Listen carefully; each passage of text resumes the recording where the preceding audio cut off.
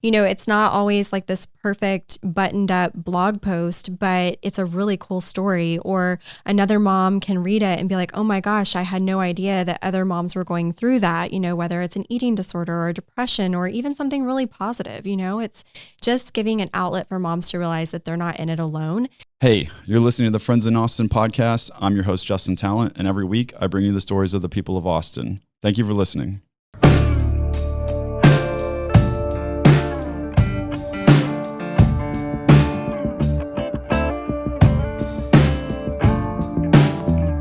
Hey, welcome back to Friends in Austin. Today, my guest is Allison Mack, and she's the creator of a group called Austin Moms. And there's a Facebook group, which is the primary thing that you started, right? And then also, I know you have your website, but the Facebook group is the primary thing. Our Facebook group grew very, very rapidly, but we actually started with the website first. Okay. Yeah. And when you started the website, why did you start it? What was the purpose behind it? What were you trying to accomplish with it? Well, my partner and I at the time, we were brand new mamas. We had 10-month-olds and we thought we knew it all about motherhood because, what mom of a 10-month-old doesn't feel like they figured it all out.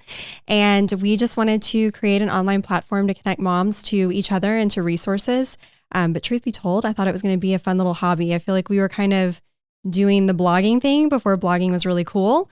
Didn't really know what it was or what to expect, but I wrote my way through the University of Texas. So I figured I could handle a little bit of writing and a little bit of blogging. So you studied English at UT? Yes. Did you grow up in Austin then? I did, yeah. So from Austin and grew up in North Austin. So been able to watch it completely transform over the now decades. Cool. So how would you compare Austin now to, you're still here, so you must still be enjoying it. Obviously, yeah. Austin's it's been getting a lot of attention, I'd say, for the past 10 years, more Sure. so heat, of course, in the past year or so, especially with the pandemic and people living in California and coming here. Do you have any thoughts on Austin's growth? Are you worried about the rate of growth? Do you think it's going to change too much? Do you already think it's changed too much? Oh my gosh. Austin has changed dramatically. Growing up in Cedar Park, I lived off a little 2-lane highway on an acre of land with no neighbors around us. And now you go out there and there's like a Costco and, a Nordstrom, there's all sorts of stuff. So, it's changed dramatically. I remember being in college at UT, the biggest, building at that time was Frost Bank. And now that's like a little miniature building in downtown. So I don't know if I'm worried about it per se. We've certainly, seen the growth, especially with real estate and, kind of toyed with what that would look like in terms of selling, but I'm an Austin girl through and through. And at this juncture and with, having 3 kids, I've got no desire to leave. Yeah. And then if you sell and you don't leave, then you just got to buy back into the market at the price that you sold at. So, or go somewhere really far out and have chickens and, all the things. Speaking of the Frost Bank Tower, it's the owl, right? Is that the one? Isn't it not? It always reminded me like Ghostbusters. Well, there's another, it may or may not be the owl building, but there's a building that looks like an owl. And the rumor is, I don't know if you've heard this rumor, that some architect that lived in Austin at the time, that architected that design for that tower, was a fan of another competing sports team, which had a mascot of an owl. So he thought it'd be funny to put the owl, like the rival, in as a huge building in Austin. I am not that cool to know those fun details, but that's interesting. I've heard like 3 people tell me that. I have no idea if it's anywhere near true. I never fact check it, nor do I know if you even could, but yeah. But a fun fact. Yeah, it is a fun fact if it is a fact. Yep. So did you have any thoughts on the growing homelessness problem in Austin and the city council or anything like that? Oh my gosh, I feel like I'm interviewing for Miss USA here. Like, is this a podcast or am I going for Miss Universe? Obviously Prop B is a huge, it's a huge conversation piece about Austin. And one of the things that we've noticed in our neighborhood groups is a lot of transplants that are moving here don't necessarily know the history of, how kind of we got to this place with the homelessness. And so I know that we've had a lot of moms that have asked questions, like we can't take our kids to the park. And then you get a bunch of other moms that are like, well, then go to a different park. So you have a lot of differing opinions on the topic of homelessness, regardless of which end of the spectrum you kind of fall on. It's been very divisive. And so I just hope that we can come up with some type of answer that can, benefit both sides and really at the end of the day, benefit the homeless because they're the ones that need the resources. That was a good answer. Mm-hmm. Thank you. Not go too far in either direction. So let's talk more about Austin Moms. How did who started it with you? You mentioned some. Yeah, so I just joked about Miss USA, but back in my my heyday, I competed in pageants, and every summer I would go down to Laredo and compete for Miss Texas USA. And I say every summer, it was 4 summers, and I had a really good friend that you kind of see the same girls. It's not a sorority, but in the same sense, like you grow up with these people, and you learn things from them. You become better, a better version of yourself, and we just were really good friends throughout the pageant season of our lives. And then when Facebook was, just kind of becoming popular, she announced that she was pregnant. I was just a week behind her, and that kind of blossomed our motherhood journey. And she had the idea to start Austin Moms and asked me if I wanted to do it with her, knowing I was, from Austin. And again, it was just a hobby, right? That's what it was meant to be. Okay, so where did it go from there? I mean, you built a business around it, right? So yeah. No, 10 years later, we'll turn 10 in October.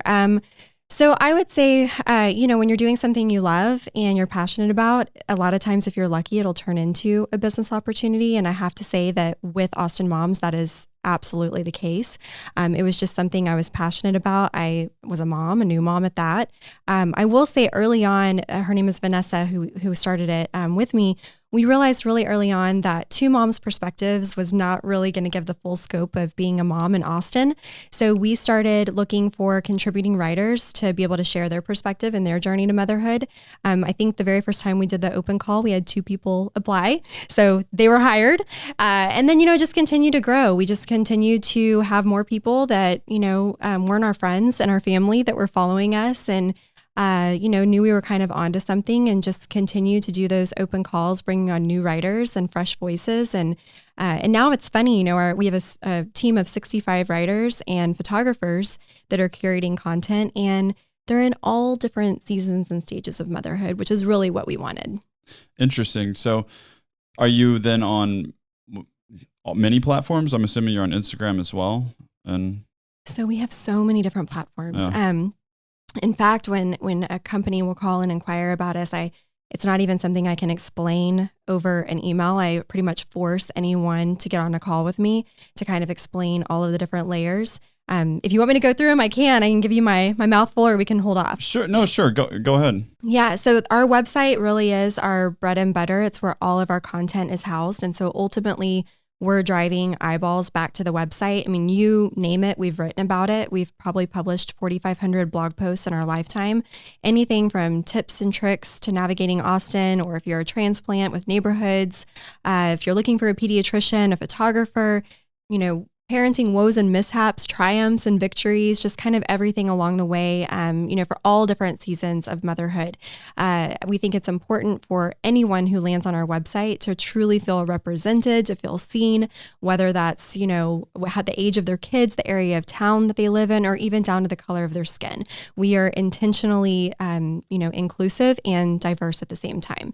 So that's the website portion. But then you mentioned the group. And so Facebook is really big for us. We have our typical Facebook page, but then we actually have the individual groups, and we call those our neighborhood groups. So we've got 6 of those. They're segmented into North, South, Northwest, East, West, and Central. And we did not know what we were doing with the groups back when Facebook ruled out those private group options, but we just thought it would be a great way for moms to be able to connect in their respective areas of town. And now we have over 25,000 members in those. Sometimes I still don't know what we're doing with them, but we just let them be really organic, and moms are connecting and, hey, I'm new to South Austin. We're looking for a pediatrician. And then other moms can comment and say, oh, great, Treehouse Pediatrics, or whatever. So we love the groups, and love the moms that are able to connect in those very organically. And then of course we do have Instagram. We've got Pinterest and Twitter too. We've just found that our local mamas are not really on Pinterest or Twitter. They're kind of landing on our profiles because maybe they're trying to get that urine stain out of a mattress. They'll probably land on a blog post that Vanessa wrote 9 years ago. And then the third layer and component is our events. So we're connecting moms all day, every day online, but we feel like it's equally important to connect them offline. So we do that through a series of in-person events, and we just hosted our first post-pandemic event. We had 250 mamas that were mostly masked, still hoping it's not a super spreader, but we did it safely. We did all the, our theory is if moms are ready to be in person, they will be, and if they're not, they won't be. So we feel like we threw that event without a hitch and went off really well. We also do a new and expecting parent event every year as well. So just all the different ways that we're connecting moms to, to different businesses, to each other, and then of course to resources, because that's what we're really all about. Yeah, I bet it's great to be able to do the events again, because it sounds like that's a big part of it, right? Oh yeah, it's a huge part. I mean, just from not even necessarily from like a revenue perspective, because there's a whole host of costs that go into putting on an event, but it's just a necessary piece to the overall goal that we're trying to accomplish. Because the one thing that we found is that moms, especially the ones that are moving here, which as you already mentioned, they're kind of moving here in droves from all the different places. They're just looking for connection. They don't have other mom friends. We see a lot of moms coming to these events by themselves, and then the next year they have kind of their, posse of people. So it just continues to grow. But yeah, I mean, the events are huge, and 2020 was definitely a big letdown. We were already, pretty much ready to launch tickets and had all of the pieces in motion. It was going to be a Roaring 20s theme, in honor of it being 2020. So we just took all of those planning efforts and did the same theme and everything, but in 2021. So, gotcha. Yeah. So how does the business side of it work then? So you have your blog, which, is a lot of articles and helping people, answer questions around being a mother, which has driven a lot of traffic and has a lot of articles over the years. And then you got your Facebook group where people can connect. And then you mentioned, the revenue aspect, the events. I'm assuming well, of course, is there advertising on the blog, then somehow revenue from the events with these tickets? Absolutely. I mean, I kind of pinch myself, almost 10 years later, but, when you start something from a place of passion and something that you're interested in, you're really lucky if it gets to turn into something that you can monetize.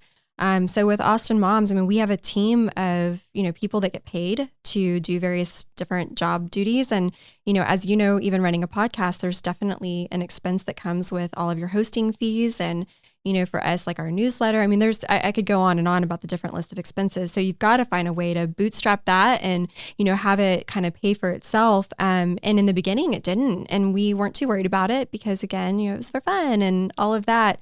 I remember when companies started to reach out to us saying, hey, we'd love to send you this and have you write an article on it. And, it's just one of those things when you start getting more and more of that outreach, you realize like, okay, what is my time worth and the energy that I'm putting in to building this brand and this resource?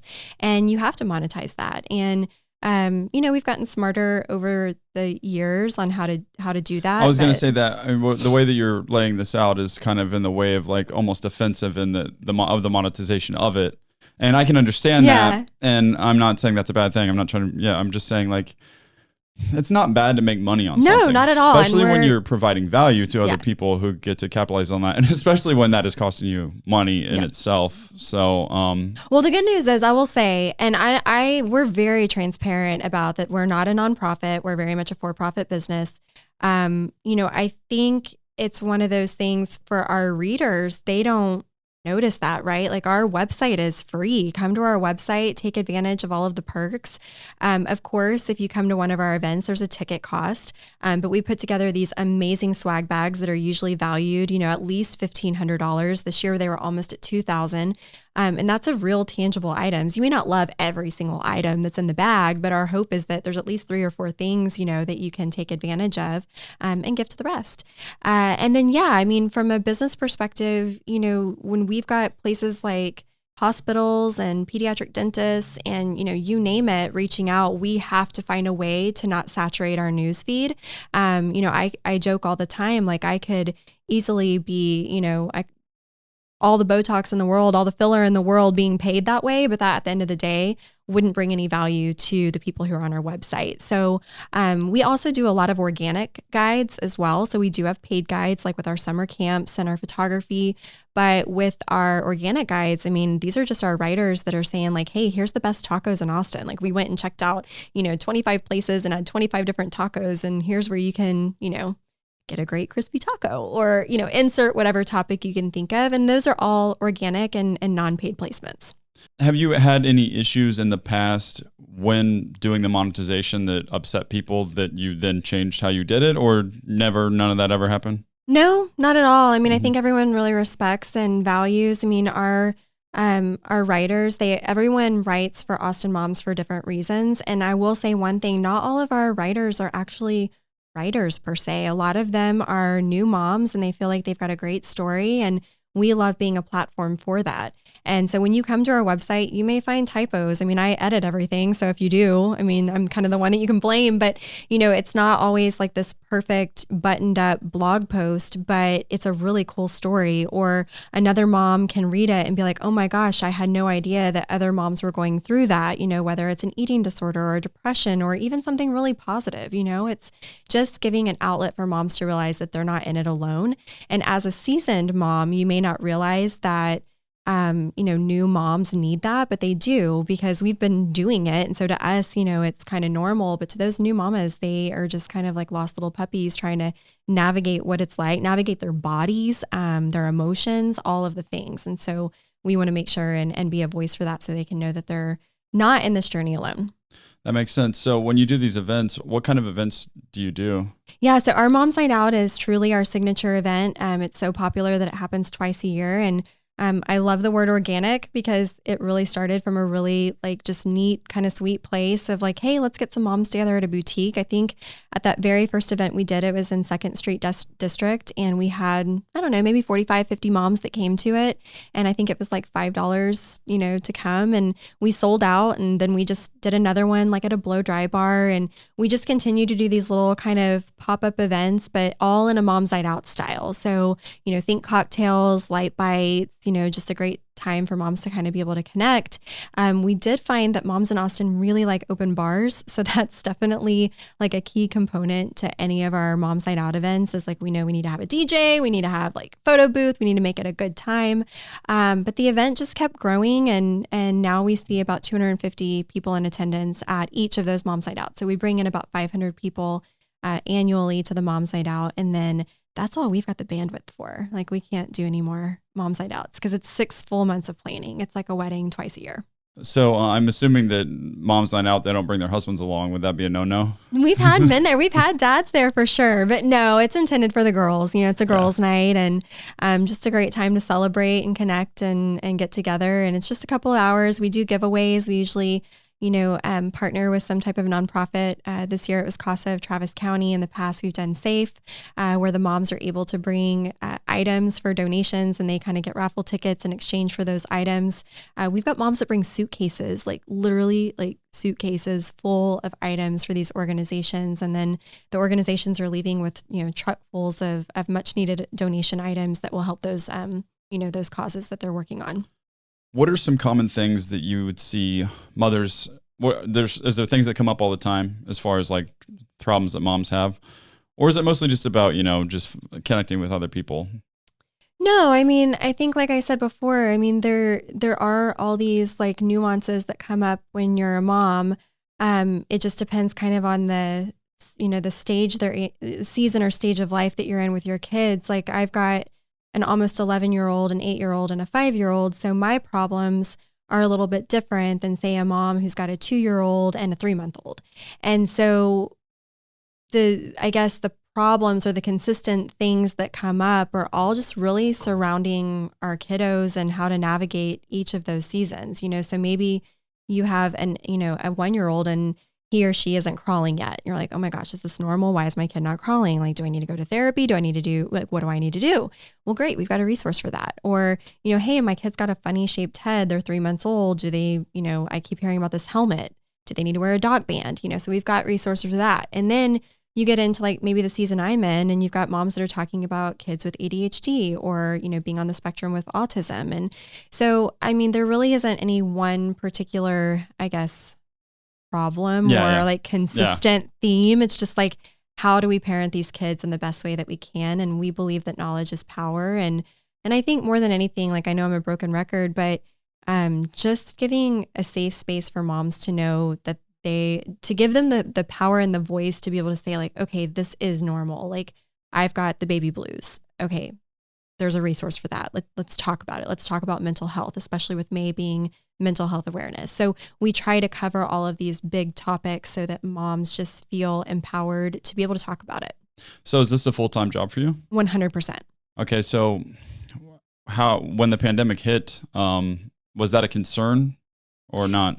I think Of course, with the event aspect of it, it was a huge concern. Because there's employees and stuff too, right? So we furloughed two. We furloughed two of my people. They are my people. Like, I love them.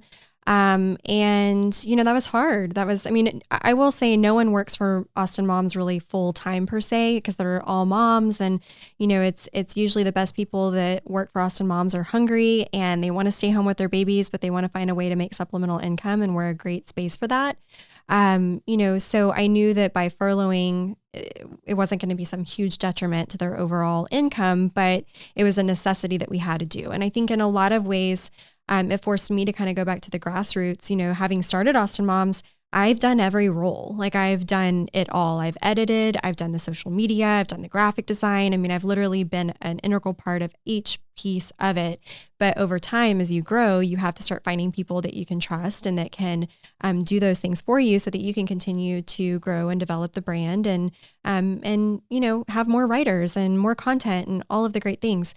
So I took back over editing, which was, I think, kind of therapeutic to be able to kind of reconnect with my writers and get to know their stories. Because when you're not doing the editing, you're not necessarily reading every little piece of what's going on. So that was really great to be able to do. And our editor, she just shifted roles, and she's a tiger. She's a warrior. She's amazing. She was starting to find the businesses that were benefiting from the pandemic, because not everyone was failing during this pandemic. There was a lot of businesses that were flourishing. So she was, looking under rocks and cracks and crevices to find those businesses, to let them know about Austin Moms. And so, we worked with like a blue light blocking glass company on a big campaign. And we found, some of the resources, the educational resources that were really trying to tap into the online component and, be able to spread awareness to our audience, because we do have a really big audience, about those different resources. And I think about the monetization, like, I think moms appreciate it because we're not shoving it in their face all the time, because we've set everything at a certain, level. You get 90% organic content from us and 10% sponsored. So it doesn't feel like this salesy, in your face kind of messaging. Yeah. You find out how to keep it at a reasonable balance, and then also probably try to find advertisements that you believe in, you know what I mean? Stuff like that. 100%. So what was your background before doing Austin Moms, and how long you been full-time on it? Since the beginning, or like past couple years, or? Well, I mean, I think you have an entrepreneurial spirit. Like, do you ever really turn it off when you're trying to grow and build something? I think that's a loaded question. I mean, I feel like it's always been full-time, because also you have to look at like a mom's schedule, right? So it's very common for me to take my kids to school, pick them up from school, do all of the things that are related to being a mom on a daily basis. So for my kids, they feel like, they're probably wondering what I'm doing all day long. But as soon as they're out of the house, and even when they were in the house, I mean, mama's still in her office doing a lot of work. As soon as the lights are out, mom's back in her office, working until 11 o'clock at night.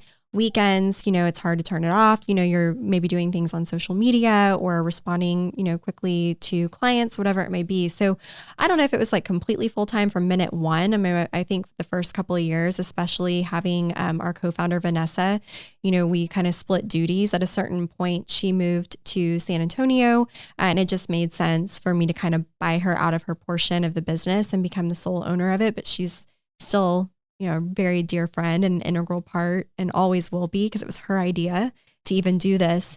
You talk about background. It's so unique to me to like kind of look back at the full circle kind of part of my life. So I already mentioned, I kind of wrote my way through college, graduated with an English major, but I was always in some type of sales role. I was always, I worked for Clear Channel Radio, selling digital ads, selling radio placements, going to events, being in front of people. After that, I worked for an ad agency as a media planner. So I was putting together PowerPoint, presentations, or at least being a part of it, kind of, grabbing like newspaper rates. So I was already kind of in this, I guess, mental place of selling and advertising. So not even realizing that Austin Moms would become a thing that could be sold or make money. It was just kind of a unique, interesting transition where I already know so much about the things that we're doing.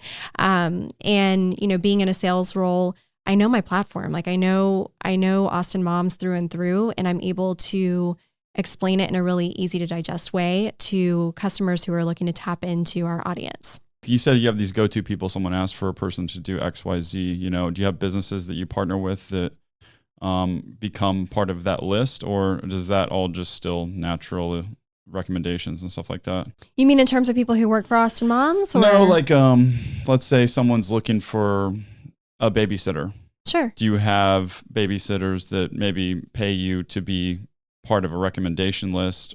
And that's a specific example, but like things like that. Absolutely. Absolutely. Yeah. And our guides are, I would say probably the, easiest thing to kind of be a part of because you're sharing the spotlight with other businesses. So they're very affordable to be a part of our guides. And at the end of the day, like take the money aside from it. We want to be a true resource. We don't want it to just be like, oh, hey, here's a list of people who only paid. There are certain aspects of that depending on kind of what the guide is. But for the most part, I would say truly 70 to 80% of our guides that we write are very organic.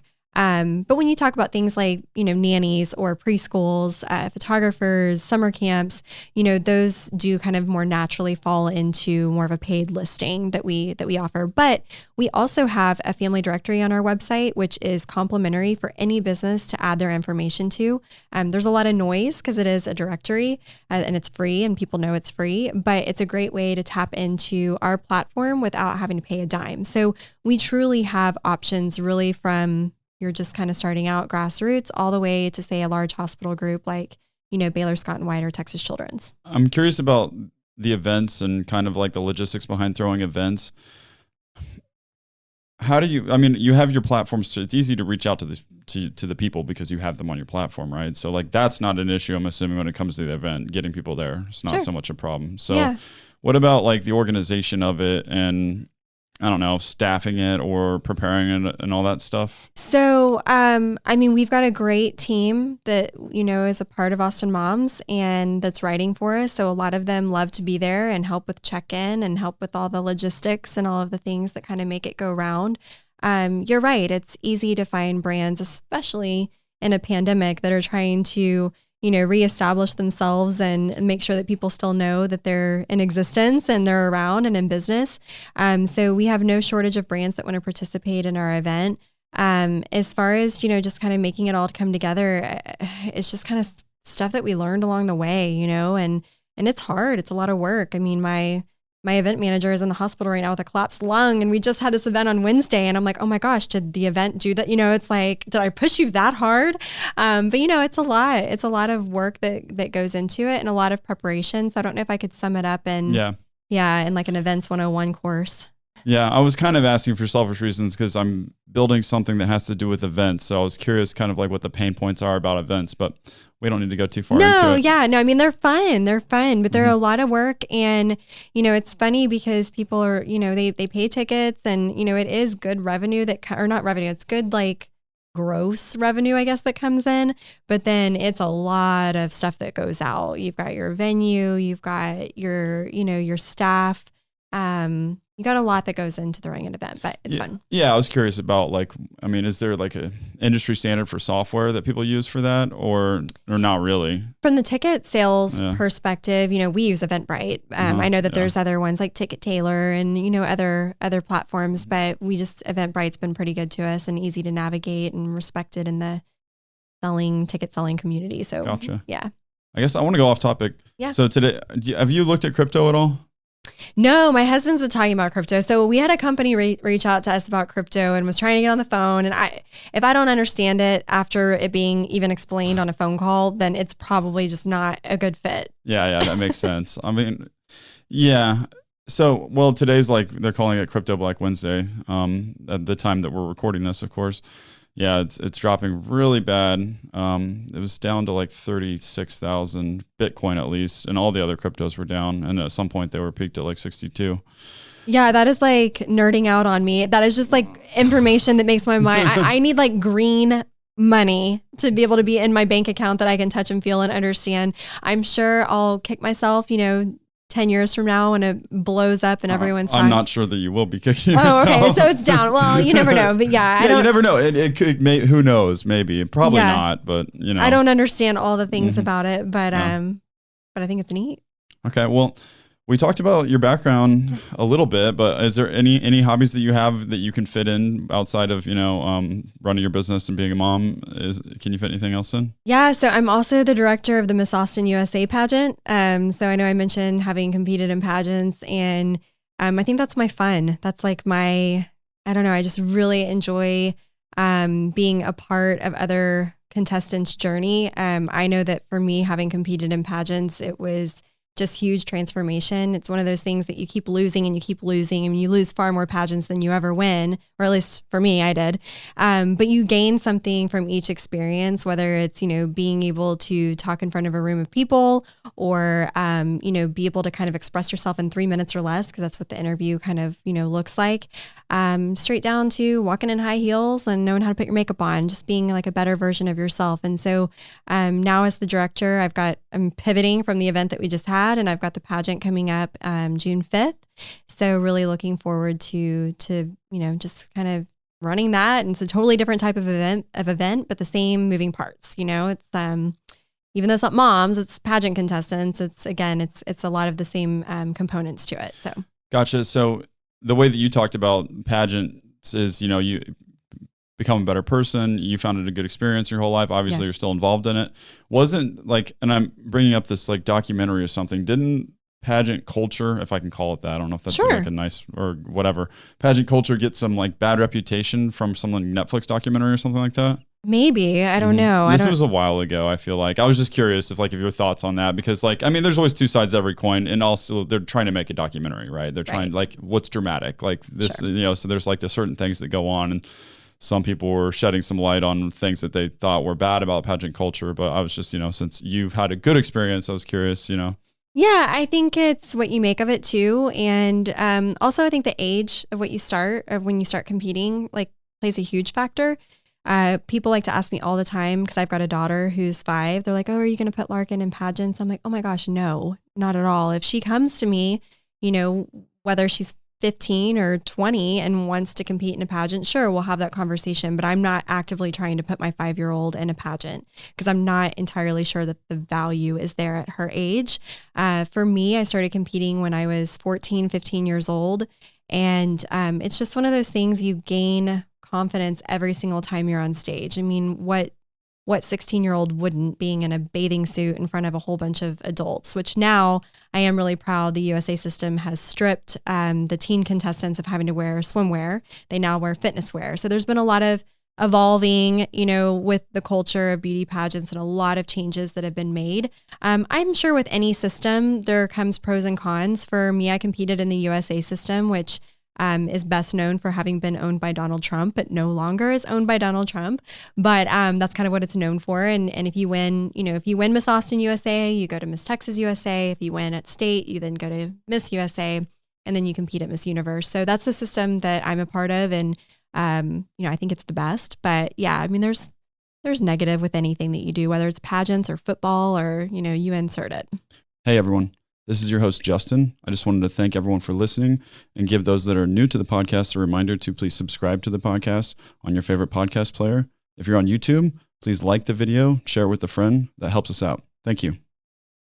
Cool. So what are your favorite places or things to do in Austin? Oh my gosh. So the very first thing that comes to mind is Uchi. That's my favorite place to go. It's my favorite place to eat. I can't get reservations anymore to save my life, because all of these people are moving to Austin and snatching up all of the reservations. But yeah, that's my favorite spot to go.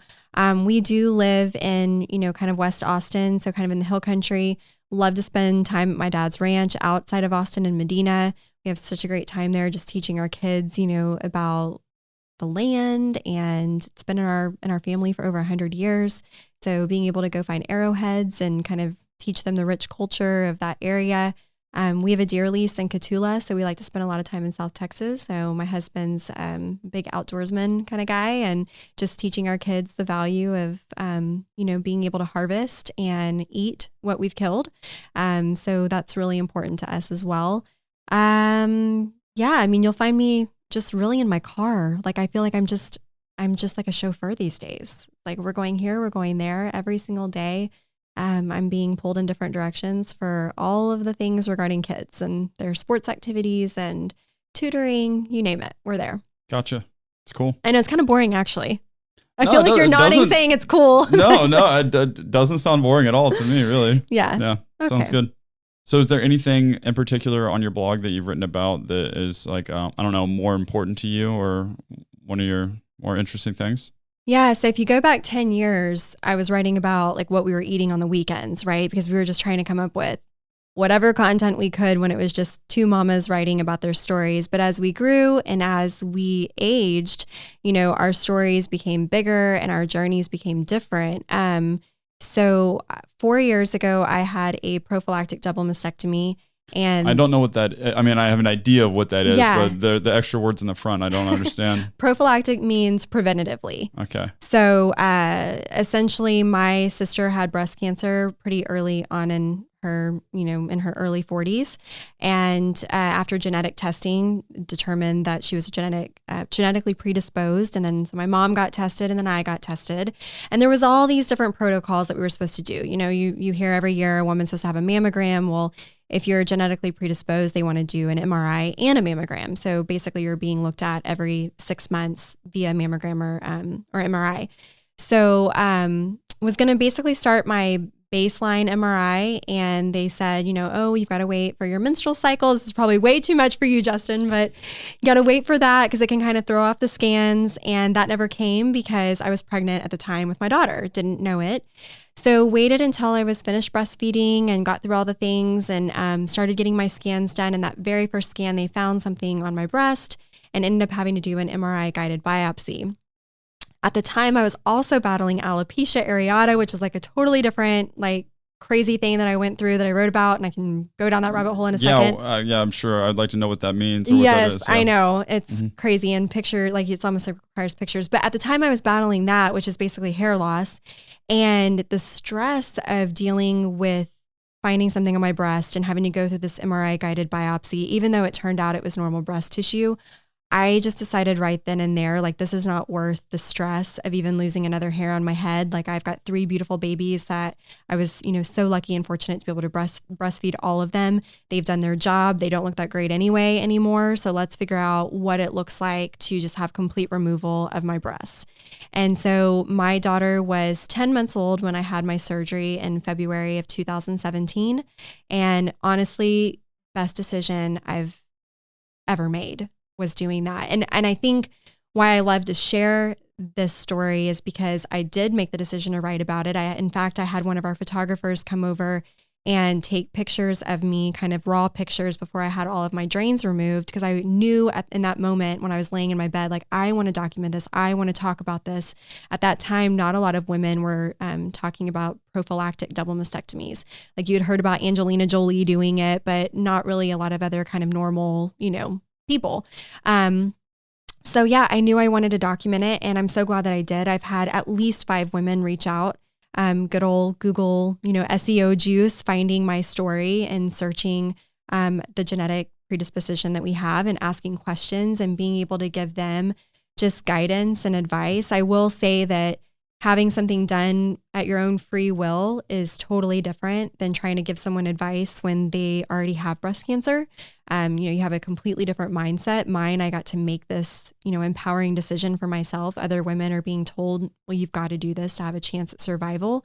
So I've learned that I'm not good at giving advice to anyone who currently has breast cancer. I can tell them my story, but, I recovered quickly. I recovered easily. I think, a lot of factors have to go into the recovery of it, but it's been just really, again, being able to be a resource for moms that are going through this and being like, hey, this is what it looks like. This is what, it's going to be like afterwards, and knowing that it's not as scary as it sounds. Well, thanks for sharing that. Yeah. So what is the hair loss issue, if you don't mind me asking about that? Yeah. So, as moms, we're stressed all the time. We've got so many different, we're juggling so many different facets of life. Right. And I just all of a sudden noticed that I had, a small kind of bald patch in my hair. And again, you're kind of like with talking about my surgery, I feel like moms deal with hair loss all the time, whether it's postpartum hair loss or even conditions like what I had. But mine essentially started as a really small bald patch and then just like kept just going more bald. Like I just kept losing more hair. I honestly lost probably a third of my hair and wore a wig for about a year's time frame. And then through holistic approaches and going to my acupuncturist and finding out my body was riddled with mold, whether or not you believe in that hippy dippy stuff or not, he cured me and healed me. I went to my dermatologist for PRP treatments, and I went to a gastroenterologist, an endocrinologist, my gynecologist. Like I went to any MD that I could, trying to figure out, I mean, as a woman, the last thing you want to do is lose your hair. So trying to figure it out. And ultimately it was my acupuncturist, and through all of that, his healing hands that kind of cured me from it. So, but I love to talk about it because again, women reach out all the time. They're like, oh my gosh, I have something very similar and I had no idea what it was. Or, you know, you just do something as simple as a hashtag alopecia areata and you've got people coming out of the woodworks that are going through similar experience and wanting to share what they're going through, or maybe finding out, well, what wig, you know, brand did you buy? Or have you tried this shampoo or this therapy? And just, again, giving a space for moms to kind of normalize hair loss. Well, thanks for sharing that. I know. It's a lot, right? It's pretty, it makes crazy. you lucky to have the hair on your head. That's for sure. Yeah. Well, I'm glad that the acupuncture is what did it for you. I know. It's crazy. I know. And when I talk to people who are, you know, in the medical field, they kind of look at me like, what? Like, yeah, right. But who knows? You never know what, I mean, also it could have been your mindset. It could have been, maybe it actually worked. Maybe your brain thought that it was working and it worked. Who knows? I think it worked. But everyone kept telling me, oh, it's the stress. And, you know, how do you turn the stress off when you're losing your hair? Like that makes it even more stressful. But I just think that's motherhood. It's like, we're tackling, so we wear so many different hats, being a mom and not any more than dad. I mean, dad wears hats too, but I just feel like, you know, as the kind of primary caregiver, it can be very overwhelming and very isolating to kind of go through some of these deep experiences. And we're just, again, trying to be an outlet for moms to know that, you know, hey, there's other people that are going through this too. You're not alone. Cool. Well, I think that's a good place to end it. Is there anything else you want to add? No, this is great. Okay. Is it AwesomeMoms.com? Yep. AwesomeMoms.com. We dropped blog from our name about 2 years ago, but yeah, you can find us AwesomeMoms.com. And then we've of course got the neighborhood groups and all of the different social platforms. So we would love to connect. Cool. Thanks a lot, Allison. Thank you.